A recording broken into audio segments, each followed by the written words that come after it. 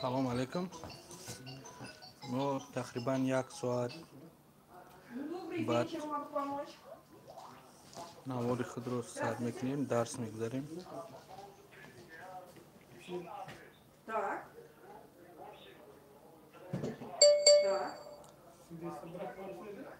Подъезд Вайтай называется. Нашли? 1 соат баъд якним мо аллакай дарси худро сар мекунем. ба ҳамин хоҳиш мекунем ки шахсоне ки агар ки хоҳишманд бошанд ки бас баъзе саволҳои худ ҷавоб гиранд, метавонанд ки дар эфир тамошо кунанд ва ба саволҳои худ ҷавоб гиранд. дар имрӯз мавзӯъ дар масъалаи муҳоҷират, аз қонунҳои муҳоҷират, аз тарзи ҳуҷҷатгузорӣ, инчунин дар бораи он ки пулис ба корхона биёяд ё ки дар ҷои кор боз дорад ё ки дар роҳ боз дорад, ё ин ки инчунин ба шуъбаи пулис барад. ба ҳамин хотир дар ин ҷо ҳудуди 5-6 соат дарс гузашта мешавад. мо то қадри имкон, лаҳза ба лаҳза, то ҳадди имкон мо инро мемонем ки чунки баъзе бародароне ки мехоҳанд ки огоҳ шаванд, аз қонун метавонанд ки гӯш кунанд. ҳоло ягон кас наомадааст, танҳо кормандони худи ҳамин коргоҳ омаданд. тайёрӣ ба ин вохӯрӣ аст. ин ҳама хӯрданиҳо. худоро шукр, ба ҳама салом. ина аллакай якум нафар омад. салому алейкум.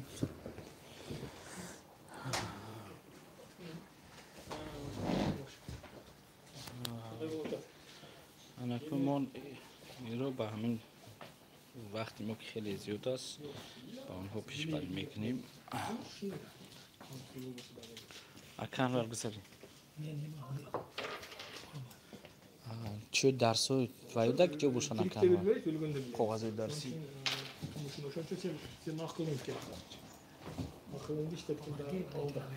Валентина, ты привезла эти пособия? Полный портфель. Да.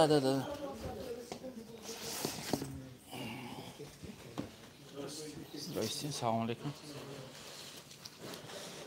ин он материалҳое ҳастанд ки барои дарс ҳастанд. дар ин ҷо тамоми қонунгузориҳо накунун бинед ки вақте ки ба назди шумо, мисол ки ба шумо ба назди шумо пулис омад, чӣ кор кунед, чӣ кор кардан дар кор, чӣ хел муроҷиат кардан дар кор. дар ин ҷо дар бораи чӣ хел хона гирифтан ки аренда мегиред, чӣ хел шуморо фиреб накунанд, ба чӣ ҳуҷҷатҳо аҳамият додан дар кор, эълонро чӣ хел хондан дар кор ки дуруст аст ё нодуруст аст, дар бораи условияҳои договор. Инчунин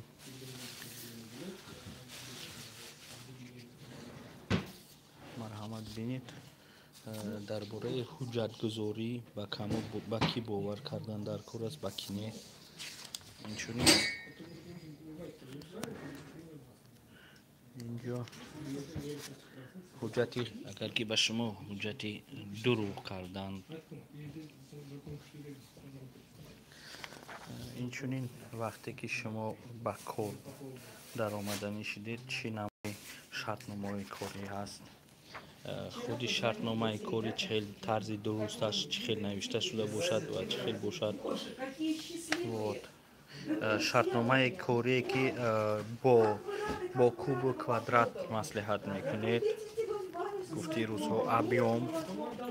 дар ин ҷо тамоми тарзу роҳаш нишон дода шудааст. марҳамат. ин акун он нархи корнома, кадом корҳоро дар бар мегирад. марҳамат.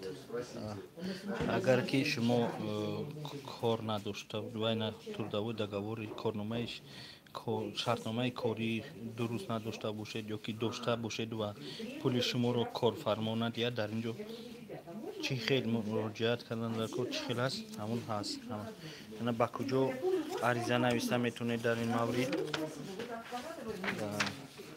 بسلیسنی کمیته و اینچنین خدمات مهاجرت با اینسپکسیای کوری طرز عریضه نویسی همه این امروز فهمانده می شود با اویم این فمیسی پیشینه محمد بینید کسی که است می تواند که از همین جو وطن گرفته بکنه انا کنون اینجا که اگر در اینجا در برای اون که پلیس به خانه شما اومد چیکار کردن در کار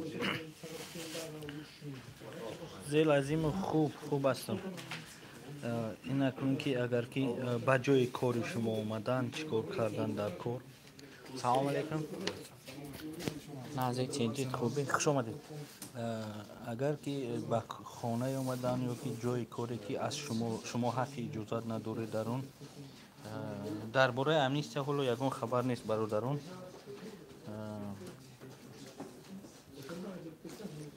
شما می توانید که با این تلفنی که حاضر در اینجا میبینید با این زنگ زنید و به پول با شما کنسولتاسیا میدهند 8926 834 7602 مرحمت می توانید که با این نمبر زنگ زنید باز یک بار دیگر تکرار میکنم 8926 834 76 02 826 834 7602 это вот бесплатный круглосуточный помощь. اگر که شما را تفتیش کردن کارمندان خدمات مهاجرت که حاضر اویم نام دارد پیش فمیز برای مراجعت کردن فهمیدن میگراسیون یعنی که رجیستراسیون انا این ایست برای که اگر محکم کرده باشن ویزاتون رو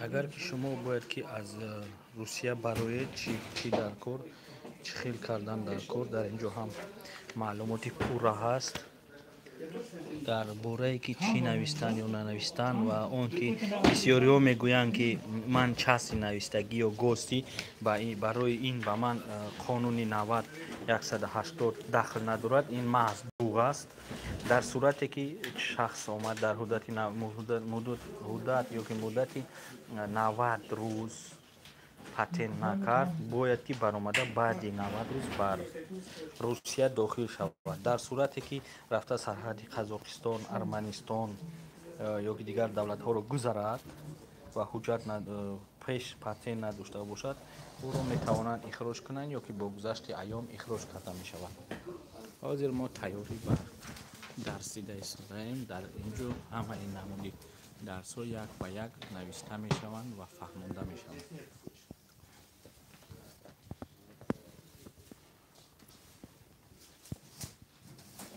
در اینجا یوریستا با زبان روسی، تاجیکی، قرقیزی و ازبکی هستند که با زبان دلخواهی که کدام ملتی که باشه با همون زبان میفهمند. Здесь у нас юристы узбекоязычные, киргизоязычные, таджикоязычные и русскоязычные. Если кто не понимает на русском языке, могут объяснить на родном своем языке.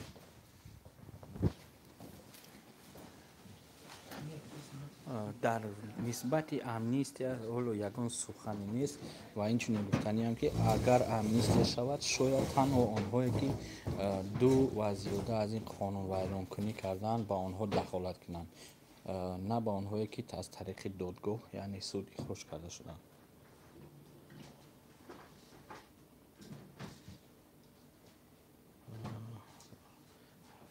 رقم تلفن رو من عوض کردم و سببی که اون علاقه دیگر جو کار میکنم من نمیتونم روزی در روز علاقه به کارهای مهاجران بند باشم چون که دیگر کارها دارم از این خاطر من نمیتونم که شب و روز فقط در خدمت مهاجران باشم من نزدیکی رقم های کارخانه و سراغای کارخانه رو در اینجا پخش میکنم و شخصانی که با قانون یا که یگان کمبودی دارن میتوانن که به اونجا بیان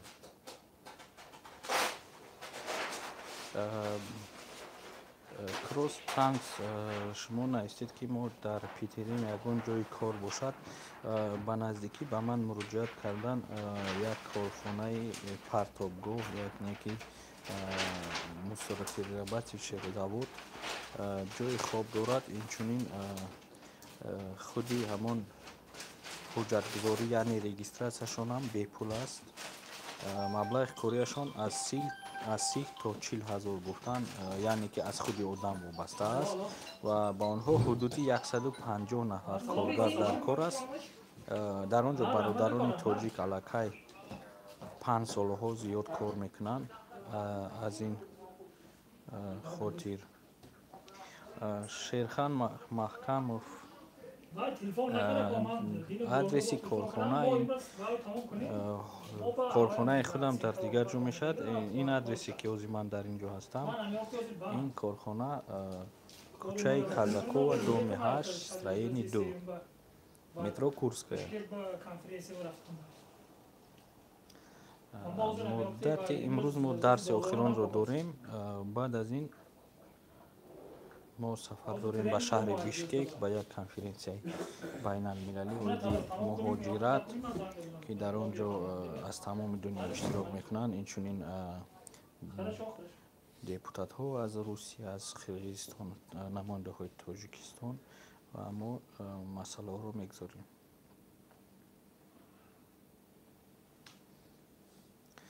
саломат бошед ва алайкумассалом бар ҳама.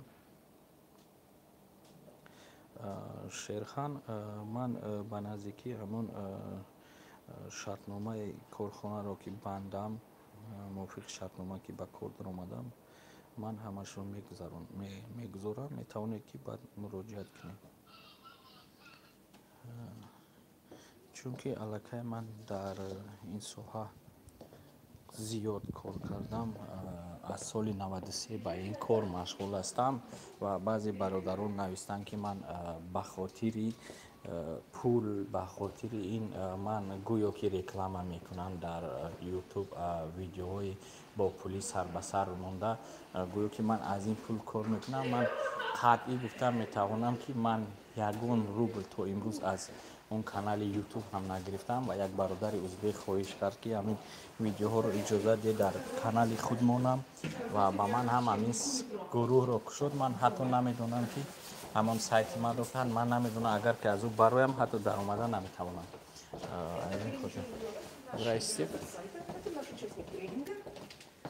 Здрасте, добро пожаловать. ин нафар аз Франсия омадааст. ин зан миллаташ поляк аст ва хотири омадааст ки аз мо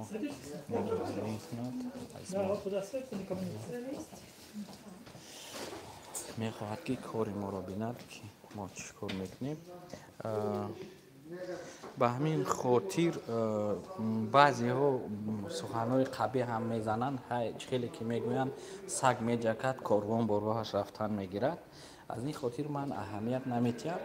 лекин ба ҳар ҳол бисёриҳо фикр мекунанд ки шояд ман дирӯз дар ин роҳ баромадам ва як худнишонӣ аст ё ки ячи аст. ин бародарон, ман аз соли 1993 дар Москав зиндагӣ мекунам ва дар ин муддат танҳо як бор соли 2004 ба ватан рафта будам.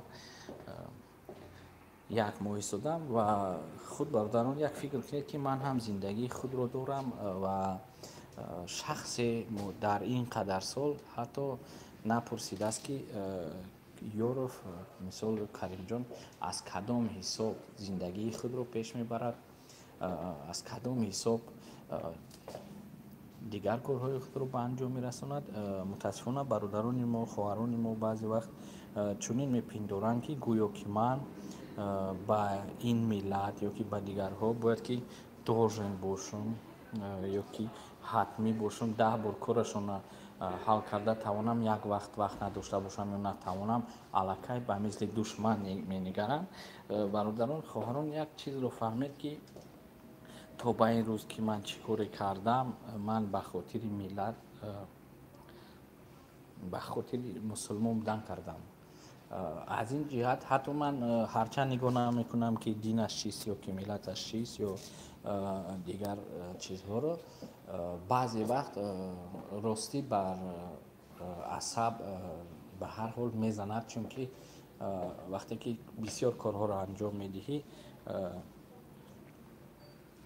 باز در تگ طعنه میمونی و خود یک فکر کنید که اگر که من برای من چی در کار است که من با پلیس برای دیگر شخصان سر به سر شوم یا که این ویدیوها رو مونم. این ویدیوها با آن خاطر مانده میشن که شهروندان از حقوقهای خود رو دانن و از حقوقهای خود حمایت کنن، نه به خاطر پول کار کردن یا یگان کار دیگر. به همین خاطر من الکی من عمرم خیلی هم رفته است که 44 ساله شدم. من باید که الکی از پس مادر پیرم شوم.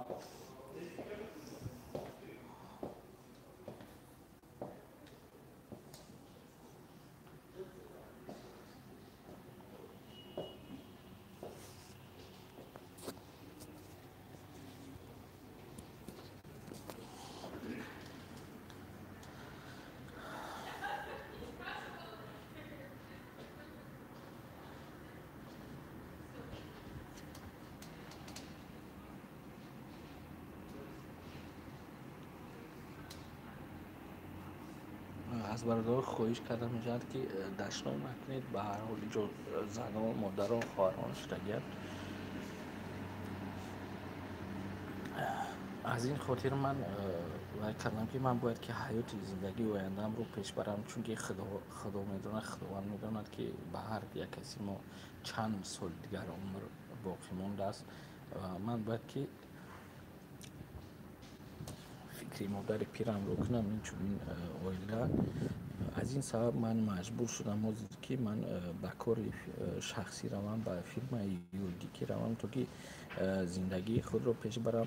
پیش از اون که من کارخانه شخصی داشتم و آشخانه من داشتم و از این سبب که مشکلات مالی نداشتم، برای من یاری رساندن به مهاجران آسان بود. ولی متاسفانه سالهای اخیر الکی من 3 سال شد که این کارخانه ها رو بستم و اکنون مجبورم که برای پیش بردن زندگی خود کار شخصی خود رو پیش گیرم و از برادران خواهران خواهش میکنم که خفه نشوند که تا حدی که من یاردم کردن نتوانم یا که یاردم کرده توانم تنها در حدودی آن که با موافق شرطنامه من با کارخانه میبندم میتوانم که تنها در حدود این شرطنامه به مردم خدمت خود رو رسانم. چون که بسیار برادران خواهران که سالها میگفتن که بیاید یک کارخانه سازیم برای یاردی میتونیم، لیکن یک فکر برادران خواهران فکر نمیکنن که فقط برای گرفتن یک جای کار آفیس در مسکو از 30 تا 50 هزار روبل مبلغ در کار است که این رو من از کجا پرداخت میکنم. این چون دیگر رسخودها دارد. این چون برای زندگی خودم رو پیش بردم. متاسفانه برادران وقتی سخن میکنند در اصل آنها این کارها رو نمیکنند. ما چندین بارها گفتیم که حداقل ماهش اقلا 500 روبل یا 1000 روبل روسی جمع کنید که یک جای کار گیریم و ما به مهاجران خدمت خود رو رسانیم. ولی همش در سخن مون. همه میگویند که بله بله و درست، لیکن در اصل یگان نفر یگان کاری را انجام نمیدهد. تا آن وقتی که خود به یگان دست پلیس نغلطد یا یگان واقعه با او نشود، بعد آمده در روزهایی که دیگر ملت ها 50-100 هزار روبلی 200 هزار روبلی رو مصرف میکنند، کارشون بود میشود یا نمیشود به خدا نامعلوم هیچ کار میکنند و باز هم در این مورد اصلا نظرگیری میکنن از ملت ما، از خود ما، باز به نزد همون روس ها و کافکازی ها و دیگر ملت ها میروند و چی قدر پولی که گویم به آنها میدهند.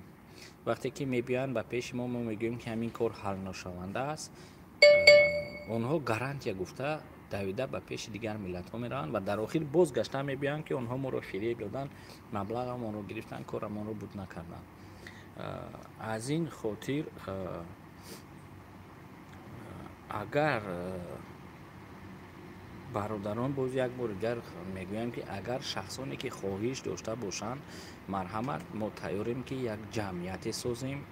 Ҷамъият ҳаст аллакай ки он бо тарзи аъзопулӣ шавад ва ҳар нафаре ки аъзои ин созмон мешавад, ин ҷамъият мешавад, метавонад ки ба мо муроҷиат кунад ва ёрии ҳуқуқии худро бепул ройгон ба ивази ҳамон маблағи ҳар моҳа 500 рубл ё 1000 рубл гирад ва дигар ягон тин исроф накунад, расход накунад. боз ҳам мегӯям ба ин хотир агар ки хоҳишмандон бошанд ин корро ба ҳар ҳол сар кардан дар кор буд. ҳадди ақал ки мо 1000 нафар шавем, ин 1000 нафар ҳудуди 500 рубли ҳам 500 000 рубл мешавад дар моҳаш, ки мо метавонем ки ҳам офис гирем, ҳам ба 2-3 нафар корманд пули моҳона диҳем ки онҳо аз ин муҳоҷирон дифоъ кунанд. агар ки ин хоҳиш бошад, ин як пешниҳод аст. Дар тамоми дунё тамоми ҷамъиятҳо членский взнос доранд ва дар сурати вайрон кардани ҳуқуқҳои онҳо аз ин ҷамъият ёрии худро мегиранд. мо набояд ба умеди сафоратхона, консулгарӣ, комитаи муҳоҷират ё ягон нафари дигар шавем. мо аз худамон мондем, агар аз ҳама мемонем. ба ин хотир агар ки хоҳиш дошта бошед, метавонед ки дар комментариҳои поён нависед рақамҳои телефони худро. мо бо ҳар яки шумо дар тамос мешавем ва новобаста ки дар кадом маҳалли Русия ҳастед ё ки берун аз Русия ҳастед, мо метавонем ки ин корро бикунем ва ҳатман ёрии худро на танҳо ба ин шахсон метавонем ки ба дигар шахсон гузаронем. Вале бисёриҳо пешниҳод доранд ки биёед мо ҷамъиятро ташкил кунем ва ёрӣ танҳо ба аъзоҳои он ҷамъият расонем. аз рӯи мантиқ фикр кунем, аслан ин дуруст аст.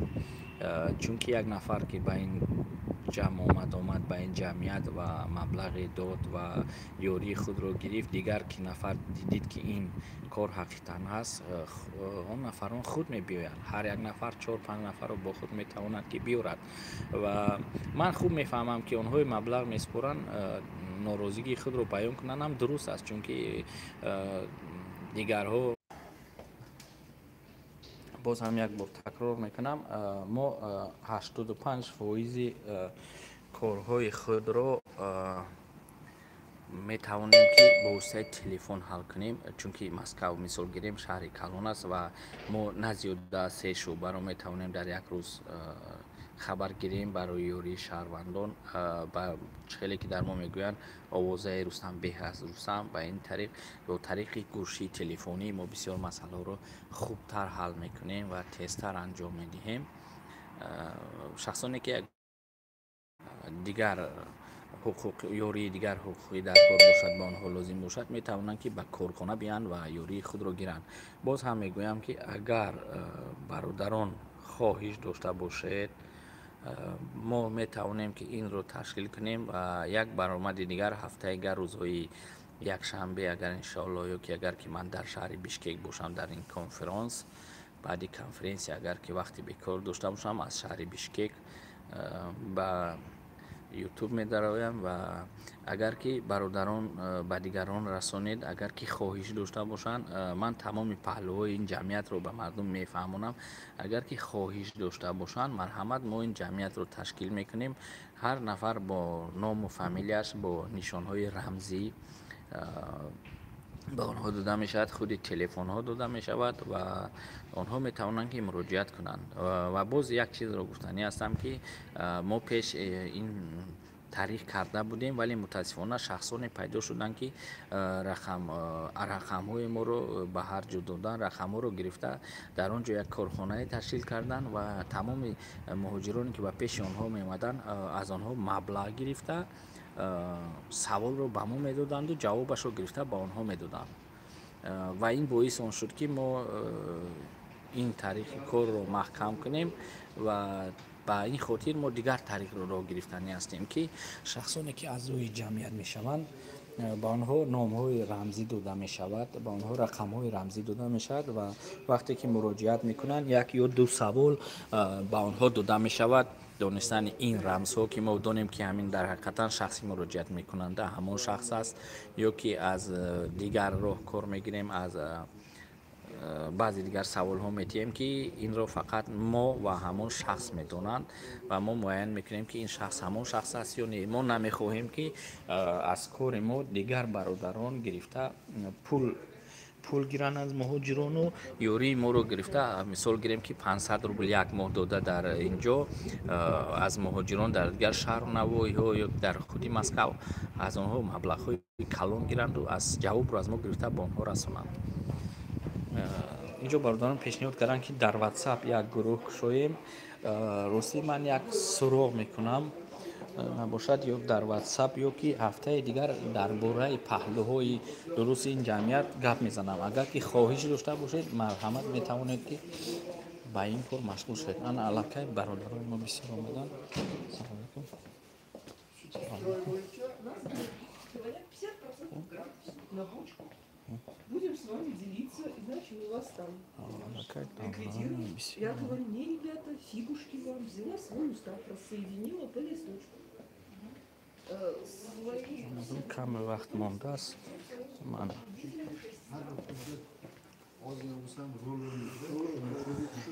бародарон ҷо як бародар гуфтааст шод ман ростӣ намехоҳам ки сӯистифода кунам ва ё ки чӣ гӯянд ба ҳамин хотир ман ҳамин ҷамъиятро сохтанӣ ҳастам. Агар шахсоне ки хоҳанд ки ёрии воқеӣ гиранд гуфтӣ марҳамат аъзо шаванд ва метавонанд ки ёрии худро гиранд ҳатман агар ки хоҳиш дошта бошанд. Агар ки мо ҳудуди ақаллан 500 нафар шавем ин беҳтар аст ва оҳиста оҳиста ин ҷамъият ки кор кунад оҳиста оҳиста паҳн мешавад, барое ки дигар роҳҳо намонданд. умед бӯи умеди на ба ягон корхонаҳои давлатӣ аст, на ба ягон шахсони алоҳида аст. рӯз ба рӯз дар Русия қиин шуда истодааст беҳне. Ман ба чӣ хотир гуфта истодам, ба ман бисёр кормандони не ЗАГС ки не депорт тӯй намешавад бародар.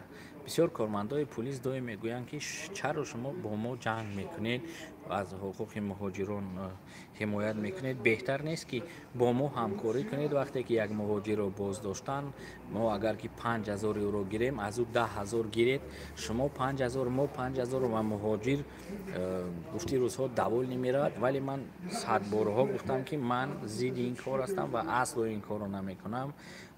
то ба ҳол ҳатто аз рӯи муҳоҷирон ба ман ҳатто вид на жительство надоданд. ман ҳарчанд ки аз шаҳрвандии инҳо безорам, шаҳрвандиашонро гирифтанӣ нестам ва ба хотири патенти надодам. ман фақат ба ин хотир РВП гирифтам, чанд бошид тамом мешавад, аз сари нав вай мекунам. аслан шаҳрвандии ин давлатро гирифтанӣ нестам, барое ки ба ман шаҳрвандии давлати фашистӣ, сохторе ки фашистӣ аст дар кор нест умуман. ва ман шаҳрванди Тоҷикистон ҳастам.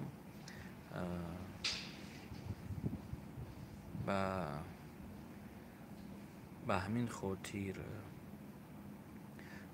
агар ки ЗАГС дошта бошӣ ихроҷ карда наметавонанд, якум дафъа ҷарима мебанданд, дафъаи дуюм ё сеюм метавонанд ки ихроҷ кунанд. ва он баъзе бародарон ки ЗАГС мекунанд баъди ихроҷ карданашон ки ба хотире ки онҳо ҳамин роҳи бастаашон кушоянд, ин тамоман нодуруст аст ва пули зиёд ҳам расход накунед.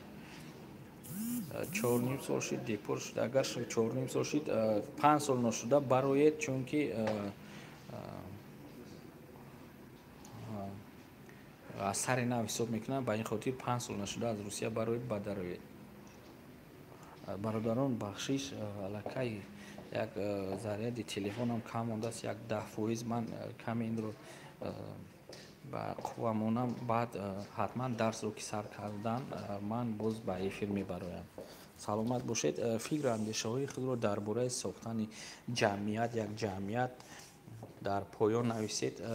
Рима Иминова, тут мы обсуждаем вопрос о том, что открыть организацию, которая будет на постоянной основе членским взносом и будет на основании этого членского взноса будет помогать мигрантам по всем юридическим вопросам, касающим мигрантов.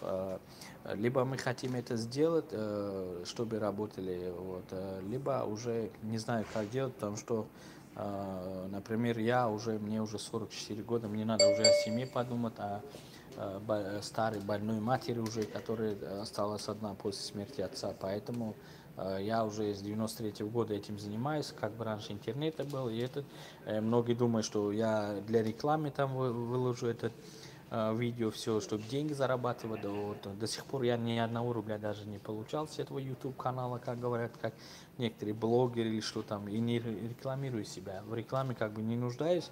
Я решил пойти работать в юридической компании, и придется всем мигрантам, которые обращаются, только через договор, через эту юркомпании оплачивать услуги и получать юридическую помощь. И это будет дорого.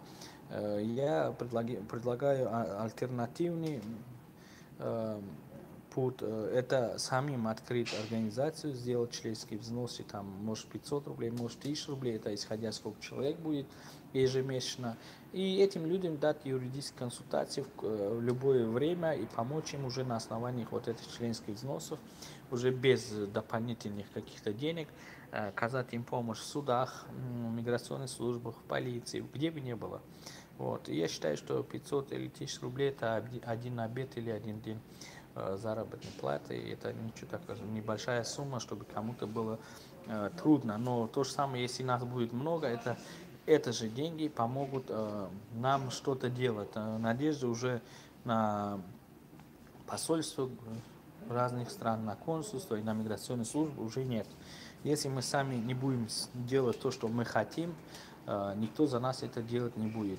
Я столько лет работал, я столько лет помогал, но вечно я не могу без денег это делать, потому что за столько лет ни разу никто даже не сказал, за какие деньги живешь, за чей счет живешь. Но благо у меня раньше был бизнес с собой, кафешки там, точки в Казахстане, поэтому я как бы...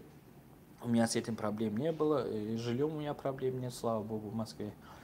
Я мог помочь, да, а теперь уже мне уже там не знаю сколько осталось там, поэтому мне по-любому нужно уже заниматься чем-то. Либо я пойду в юридическую компанию и буду эту работу делать за зарплату или за деньги кому-то. Ну, в этом случае мигрантам придется, например, в эти организации большие деньги давать несколько раз. Либо мы сами организуем и будем открыть свой офис и помогать, опять же, членам этой организации. Многие предлагают помочь именно тем, кто будет членский взнос платить членам этой организации, потому что они говорят, мы не хотим платить деньги за то, чтобы другие пользовались нашими услугами. Вот. С одной стороны, они правы, это их выбор, это их деньги. С другой стороны, я понимаю, что, может, люди не все могут, например, давать деньги, чтобы их защищали. Но есть возможность, что чаще всего, когда привлекаем такие большими суммами, потом придется платить большие суммы, когда попадаем в какую-то беду. К сожалению, у нас менталитет такой, что пока в какую-нибудь беду не попадем, нам плевать на все остальное. Вот. Поэтому у нас это помощь, опять же говорю, о том, что это будет ежемесячная оплата. Каждому будет присвоен номер. Каждому будет 2-3 контрольных вопросов, чтобы знать, чтобы именно этот человек с нами разговаривает или нет. Потому что были случаи раньше, когда мы его открывали, люди открывали в других городах или в других местах, в том числе в Москве, задавали нам вопросы, и наши уже ответы за деньги продавали за большие деньги другим людям. Мы не хотим, чтобы такие случаи были. Вот. Поэтому мы хотим, чтобы это организовать. В следующей неделе будем, в воскресенье, дай Аллах, если будем жив, то ли я буду в Бишкеке или Красноярске, или я не знаю, где буду, но, скорее всего, в Бишкеке, может быть, на конференции. И я стараюсь это полностью сформулировать, четко указывать, что как будет эта организация выглядеть, из чего будет состояться, какие виды помощи будут оказывать. Вот поэтому Умар Алиев аз аввали эфир гӯш кунед. Ман дар ин бора гуфтам аллакай заряд телефонам кам шудааст, бояд заряд монам, дар сар мешавад ба қарибӣ.